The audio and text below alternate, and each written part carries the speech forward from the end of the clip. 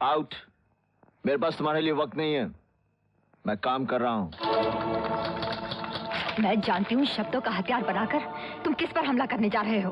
हाँ, अच्छी तरह जानती हो तुम, शायद जरूरत से ज्यादा अच्छी तरह जानती हो। रवि, तुम पत्रकारों का फैसला किसी भी पब्लिक फिगर के बारे में फाइनल नहीं हो सकता। जो तुम्हारे लिए सच है वो अधूरा भी हो सकता है। महेंद्र सिंह की कहानी जो तुम जानते हो वो अधूरी है, आधा सच आधा झूठ। क्या ये झूठ है कि महेंद्र सिंह वहां सोशल वर्क करने गया था? ये सच है। क्या ये झूठ है कि महेंद्र सिंह ने अपनी हवस का शिकार बनाकर एक लड़की को प्रेग्नेंट कर दिया था? क्या ये झूठ है कि वो लड़की अबॉर्शन कराते वक्त मार दी गई थी? ये सब झूठ है। तो वे सच क्या है? सच जानना चाहते हो रवि? सच ये है कि उस लड़की और महेंद्र सिंह के बीच जो रिश्ता था उसका नाम हवस नहीं, प्यार था। अबॉर्शन जैसा शब्द उनकी कहानी में नहीं था, एक लड़की का जन्म था। मैं कैसे मान लूं कि जो तुम कह रही हो वो सच है? ये सच तो खुदा को भी मानना पड़ेगा रवि, क्योंकि ये मेरा सच है। वो लड़की मैं हूं। अब तुमको जो लिखना है लिखो।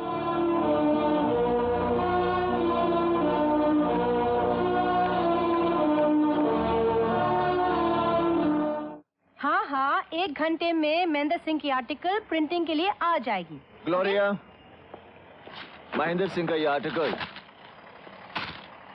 नहीं छपेगा। क्यों, क्या हुआ? सच को जानने का दावा तो नहीं कर सकता। जिसे हम सच मानते हैं वो सच नहीं होता, हमारा दृष्टिकोण होता है जिसे हम सजाकर बाजार में बेचते हैं। हम लोगों की जिंदगियां बनाते हैं, बिगाड़ते हैं और भूल जाते हैं कि जिंदगी बनाना बिगाड़ना हमारा नहीं, भगवान का काम है और हम भगवान नहीं।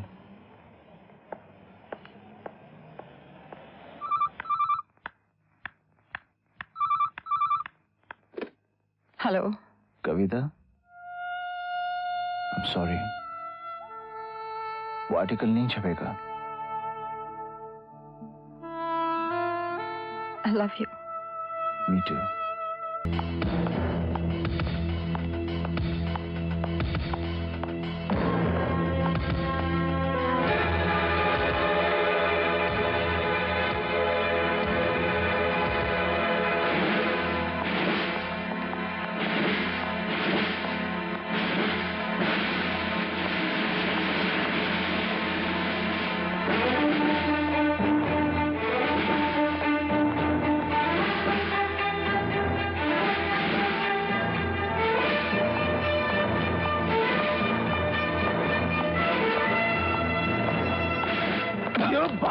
पार्टी को जिताने के लिए तूने अखबार के साथ साथ मुझे भी इस्तेमाल कर लिया। अरे छोड़ो, क्या करने जा रहे हैं? बताओ। होश में आओ रवि।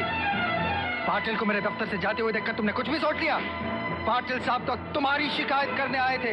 क्या ऐसी कहानी लिखती जिससे फसाद हो गए? फसाद जो तुमने छापा है उससे हुए हैं, तो मैंने लिखा उससे नहीं। अच्छा, तब तुम मुझ पर यह भी इल्जाम लगाओ कि मैंने दंगे फसाद करवाए। हाँ, तुमने वो छापा जो मैंने नहीं लिखा। अरे छोड़ो मुझे। अरे मुझ पर विश्वास नहीं होता तो नंदलाल से पूछो। अरे इससे क्या पूछूं? ये तो तेरे चमचे हैं। मैं कहता हूँ कि मैंने वो नहीं लिखा। अच्छा, तुमने कहानी नहीं लिखी? नहीं लिखी। तुमने कहानी नहीं लिखी? नहीं लिखी। Gloria, come here. या Gloria, come here. I say come here.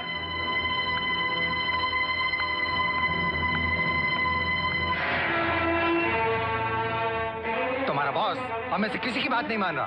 अब बताओ इसे। Come on glory, speak. बताओ इसे, बताओ बताओ। मैंने कहा था ना रवि, आराम की कमी और शराब की ज्यादती एक न एक दिन तुम्हें किसी मुसीबत में डाल देगी। टाइपराइटर से पेपर्स मैंने ही निकाले थे क्योंकि तुम You're lying, Gloria. I'm not. तुम झूठ बोल रही हो। You're lying.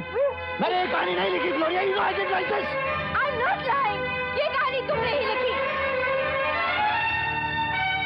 Yes. ये झूठ बोल रही है।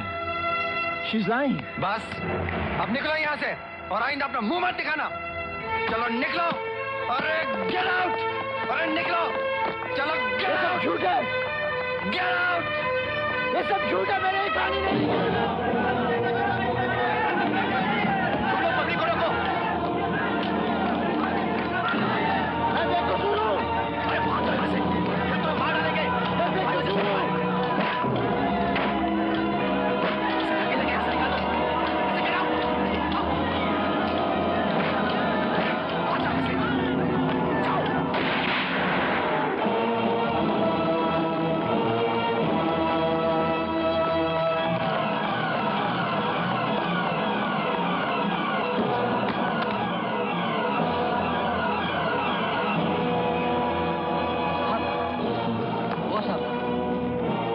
ग्लोरिया मैडम ने ये चिट्ठी दी है, कहा है बहुत जरूरी है।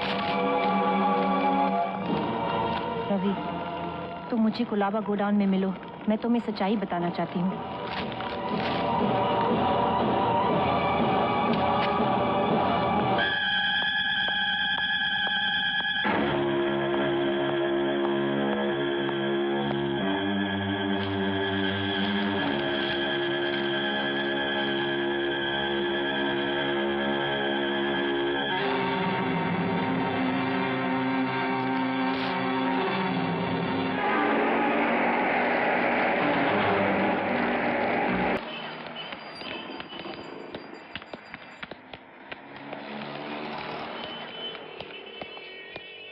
ओए, कहाँ जा रहा है? किससे मिलना है?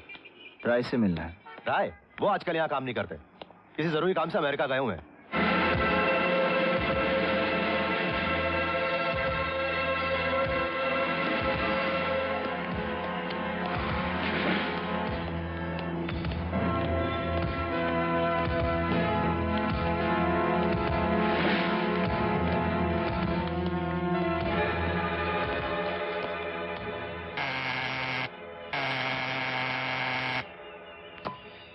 ए भाई, अरे घंटी बजाने से दरवाजा नहीं खुलेगा, अंदर कोई नहीं है।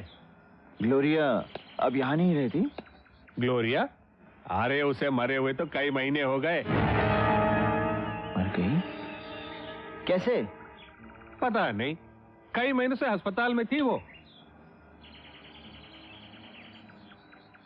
उसकी एक बहन भी तो थी ना? ग्लोरिया जितनी शरीफ थी ना, उसकी बहन उतनी ही जलील निकली। कमीनी स्टार होटल में नंगा नाच करती है। रवि सोनी। रवि?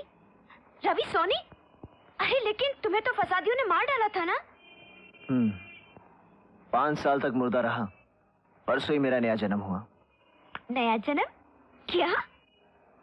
अपनी कहानी मैं बाद में बताऊंगा, पहले ये बताओ ग्लोरिया मरी कैसे? तुम्हारी मौत की खबर सुनकर ग्लोरिया पर दौरे पड़ने लगे।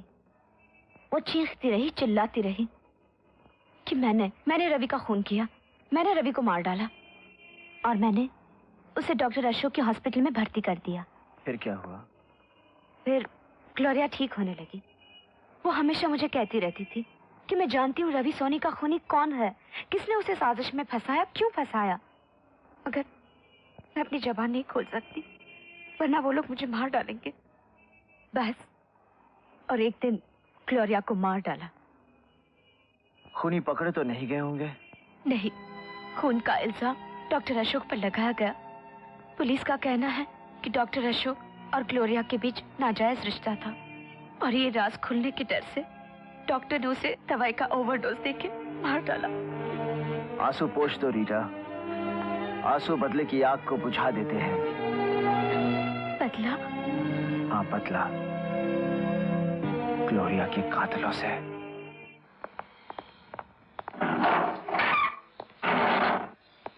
डॉक्टर साहब, ये आपसे मिलने आए हैं।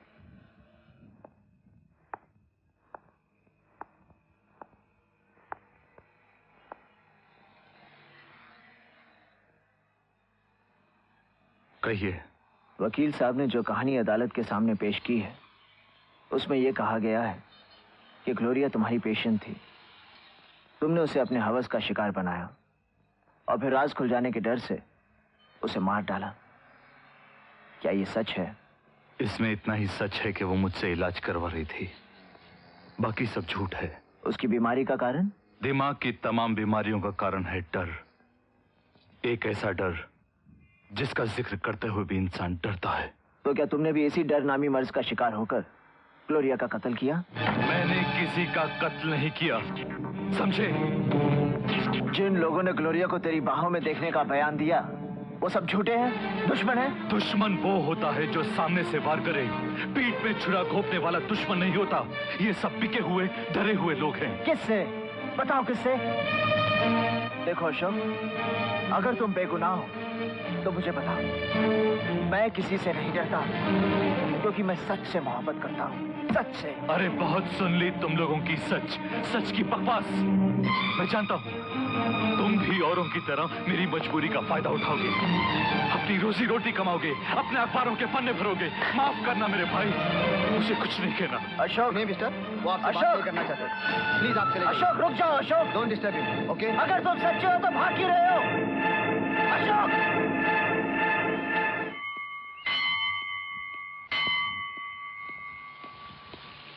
क्या हुआ? कुछ बताया उसने? अरे रवि, अरे सुनो। ये हरामजादा बच कैसे गया? ग्लोरिया का खून डॉक्टर खन्ना ने नहीं किया। तुम यकीन के साथ कैसे कह सकते हो? अखबारों में काम कर चुका हूँ, हजारों मुजरिम देखे हैं मैंने।